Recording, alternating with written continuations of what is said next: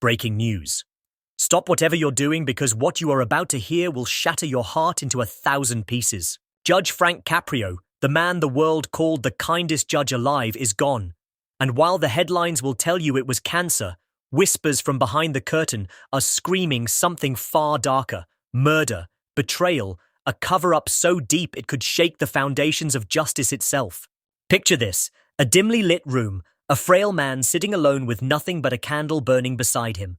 His eyes heavy, his body weak, but his voice still carrying the same compassion we've all known him for. In a trembling tone, he records what would be his final words to the world.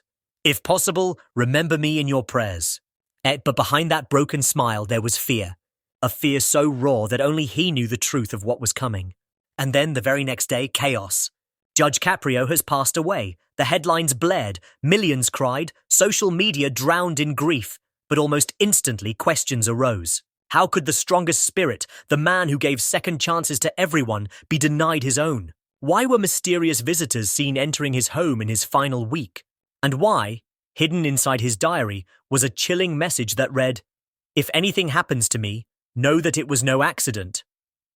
This wasn't just the death of a man. This was the death of hope, the silencing of justice itself. And if the rumors are true, Judge Frank Caprio wasn't taken by cancer. He was taken by the very powers he stood against. The world woke up to heartbreak. Judge Frank Caprio, the man who had become a global symbol of kindness, compassion, and true justice, was gone.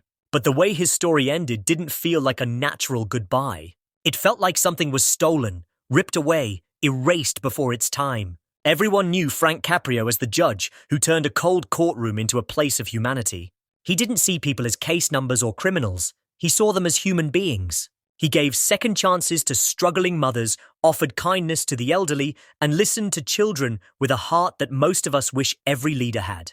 In a world where power often crushed the weak, Judge Caprio reminded us that compassion was not weakness. It was the strongest force of all. But behind the warmth of his legacy, his final days carried a chilling shadow. Imagine the scene again. An old man, frail from illness, sitting in a dimly lit room with only a candle glowing beside him. His eyes wet, heavy, almost tired of carrying the weight of truth. And in that quiet room, he records what would unknowingly become his last message to the world. His voice trembles as he says, "If possible, remember me in your prayers." Millions who later watched that clip broke down in tears. But what most didn't realize was that his smile, the smile that had healed so many hearts, wasn't real that night. Behind it, there was fear. Behind it, there was something he couldn't say out loud. The next morning, the world exploded with shock. News channels screamed the headline, "Judge Frank Caprio passes away after battle with cancer." Social media drowned in grief. Hashtags like "Rest in peace Caprio" and "Dutch kindest judge ever" trended worldwide. People wrote tributes, shared courtroom clips, and poured their hearts out. It felt like the planet had lost its last source of humanity. But then, questions began to rise, and those questions tore open a wound that has yet to heal. Sources close to the family whispered that the timeline didn't add up. Yes, Caprio had cancer, but he wasn't as weak as the media made it seem. In fact, just days before, he had met with close friends, and they swore he spoke of having more time left, of fighting harder. He wasn't ready to give up. So, what happened? Then came the sightings. Neighbors claimed that in his last week, strange men were seen visiting his home. They weren't friends, they weren't family, suited figures, faces unfamiliar. They arrived late at night and left without speaking a word to anyone. Who were they? Why were they there? Whispers grew louder. Was Judge Caprio silenced? This wasn't just paranoia. This was fear rooted in truth. Because those who knew him best admitted that he had been holding on to something too dangerous, too heavy for one man to carry. Reports began surfacing that Caprio had uncovered evidence of corruption inside the judicial system itself, that behind the scenes he was preparing to speak out to expose names so powerful that their fall would shake the entire foundation of justice. And just when he was about to step forward, his health collapsed. Too sudden, too fast, too convenient. The rumors turned darker. Was his cancer natural or was it pushed, accelerated by forces that wanted him gone? Could the very system he fought to protect have engineered his end? It was almost unbearable to think about. The man who had spent his entire life giving second chances to others was denied his own. He oos. The days after Judge Frank Caprio's death did not feel like days at all.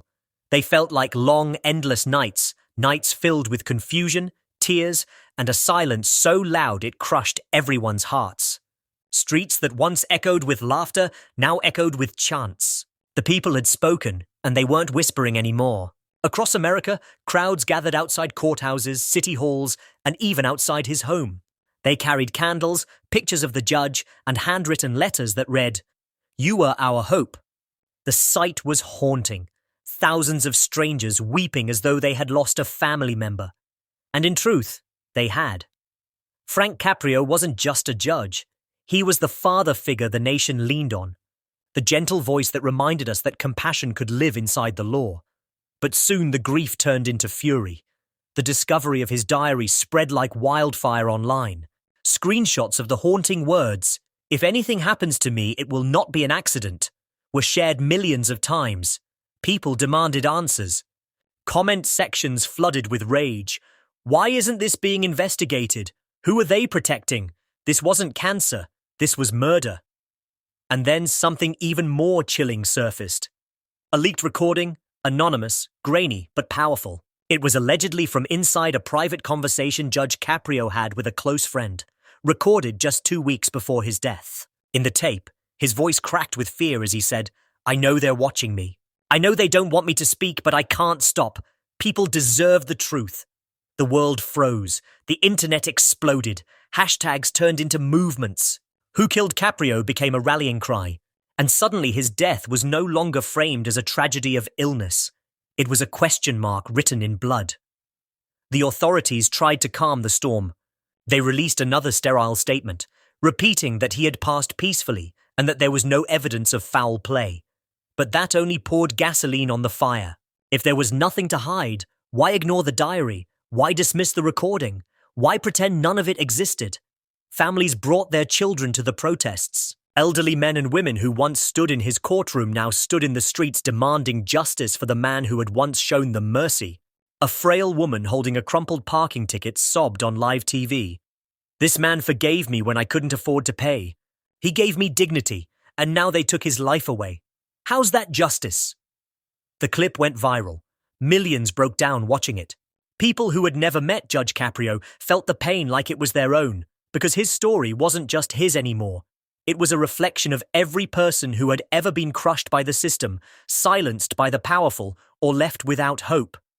And then came the whispers of a bigger cover-up. Investigative journalists began digging. Files allegedly connected to Caprio's final weeks revealed that he had been preparing a speech, one he never got to deliver. The draft was found on his computer. In it, he wrote about a cancer eating the system from within. But he wasn't talking about his illness. He was talking about corruption. He was ready to call out names, names of men who wore suits in the morning and cloaks of power at night, names that had controlled courts, silenced victims, and profited off injustice. The speech ended with a line that sent chills through anyone who read it. "If they silence me, let the people speak louder than ever." And that's exactly what began to happen. Mass marches erupted, not just in the US, but around the world. From London to Manila, from Paris to Karachi, people lit candles and held up signs reading, "Caprio lives on." It wasn't just about a man anymore. It was about a symbol of what justice should be. But the pushback was immediate. Media outlets that had once praised him suddenly grew quiet. Reports that questioned his death were taken down. Some journalists claimed they were pressured to stop investigating. And every time a new piece of evidence surfaced, it disappeared almost as quickly as it came. People began asking, who has the power to silence the media itself? Who benefits from erasing Caprio's truth? The theories grew darker. Some believed pharmaceutical giants had ties, pointing to whispers that Caprio's cancer treatment was manipulated. Others believed it was political, that powerful figures inside the system wanted him gone before his speech could expose them. Some even claimed intelligence agencies were involved, ensuring that the story of his death would remain murky forever. But through all the noise, one thing was clear. Millions of people refused to believe the official story. At one memorial vigil, a young boy stood on stage clutching a photograph of Caprio. Through his tears, he said, "He gave my dad a second chance when nobody else would, and now they didn't give him one." The crowd erupted into sobs. That clip spread faster than wildfire. Within hours,